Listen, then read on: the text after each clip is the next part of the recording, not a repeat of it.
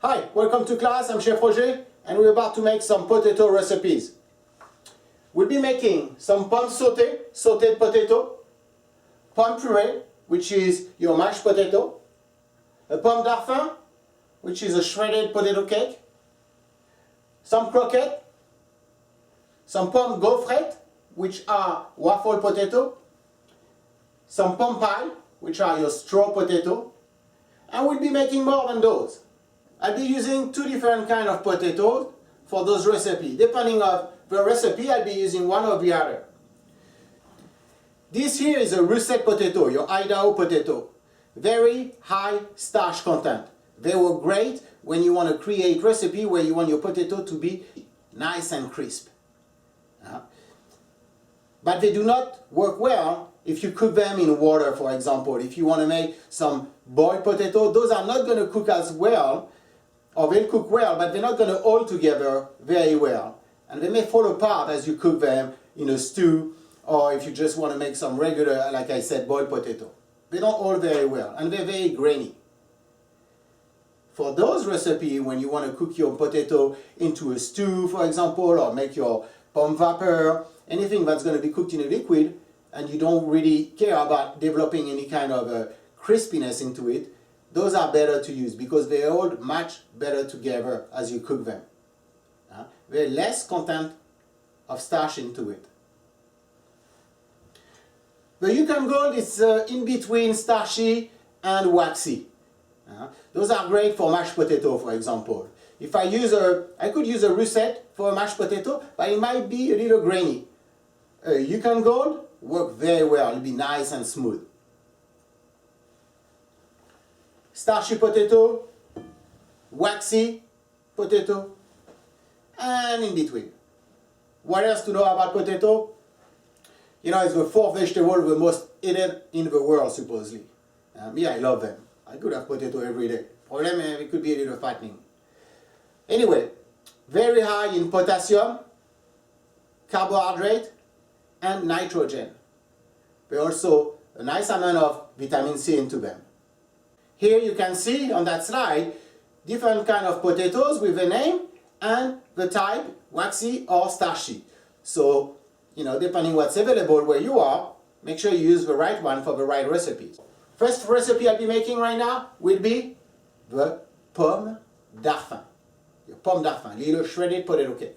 For that, very easy, you don't need much, you just need 2 to 3 potatoes, depending how big they are. Some oil.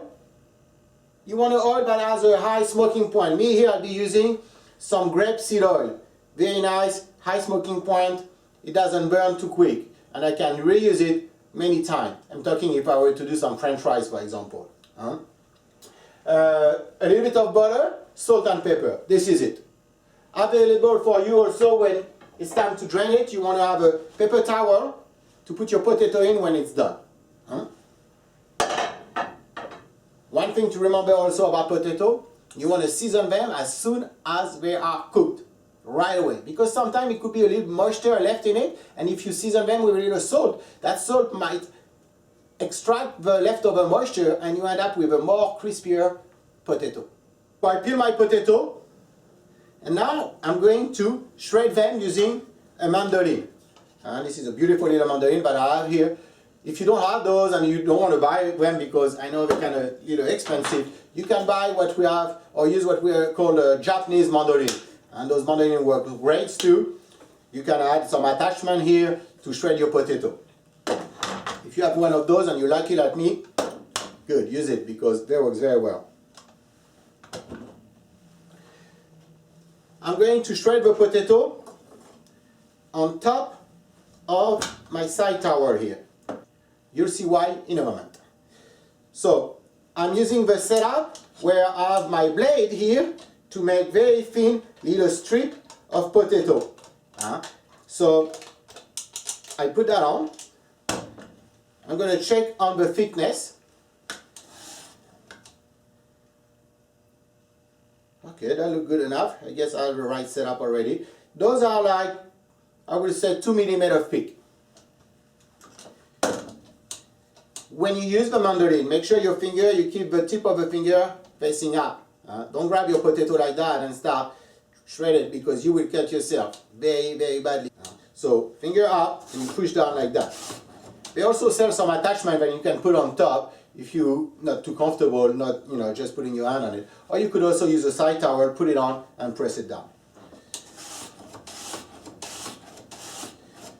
At one point, when you only have a little bit left here, you can turn the potato that way and slide it so you don't take again the chance to cut yourself. Voilà. Want to keep those little scraps.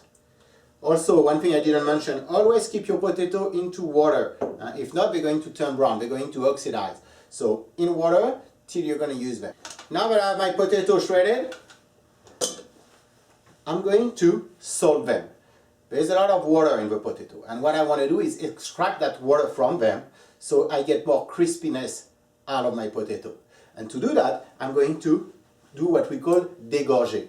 I'm going to season my potatoes with some salt, mix them a little bit together, let them set aside for 2 to 3 minutes, then I'm going to squeeze that moisture out. I'm going to put my sauté pan on here. One thing about oil.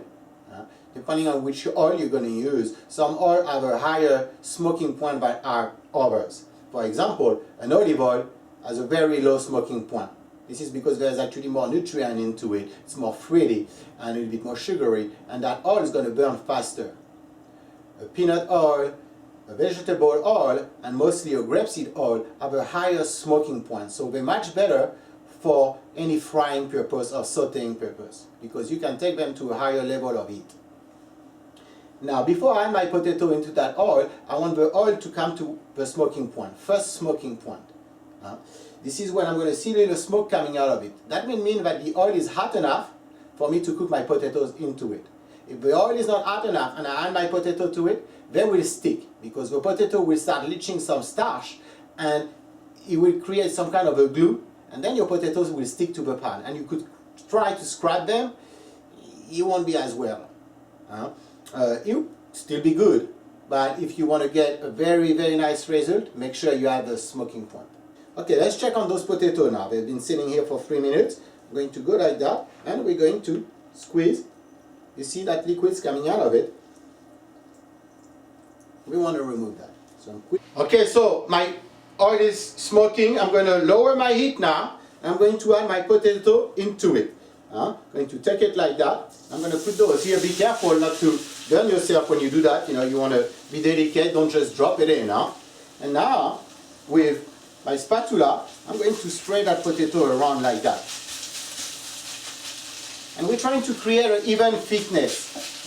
And to do that, I'm going to shape it here. Make sure there's no potato staying on the edge of the pan. Apply a little pressure.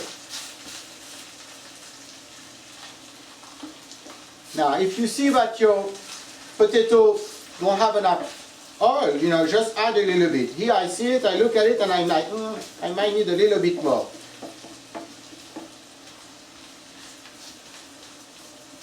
So you press it well, like that. And it's important to press it on the side too. If not, your potato might burn on the side, You might get too crisp and start burning on you. Okay. After I did that, I'm going to add some butter on the edge of the sauté pan. Butter is here for flavor, and also it helps to develop a little bit more color on your potatoes. If you don't have enough fat when you cook your potato, they're going to dry and they're not going to color evenly. They might even create some little burnt dots at some part on it where you didn't have enough fat. And if you don't have enough fat, the whole potatoes, here it's shredded, it's like that, you want to make sure that all those potatoes on the bottom will be in contact with the fat. And this is why you want to make sure you have enough. So I'm going to let that cook now till it develops a nice golden brown color on the bottom. No need to shake the potato right now. I want to keep it like that. If I start shaking it, the potato is going to separate. It's not going to hold well together. So we just let it cook till it starts to crisp on the bottom and tie everything well together. After it cooks for a couple of minutes, press it again a little bit together, just to ensure that it's all stick together. As it's cooking and warming up, the starch is again leaking out of its potato, and it's going to act as a binding agent. It's going to keep everything nice and tight together. Beautiful. Press it on the side here. After I flip it, I will develop again some color on the bottom, and I will put it in the oven for a good 10 minutes to make sure that all the potato is cooked inside. One thing about Pomme Darphin, we want it nice and crisp on the outside and a little moist in the inside. Crisp on the outside, moist inside. Contrast of texture. Beautiful thing. So to know when your potato also is almost done to flip, you look on the edge here. It's to start to be nice and golden brown. You can also use your spatula, put it on there, and start to look like that to see how it is.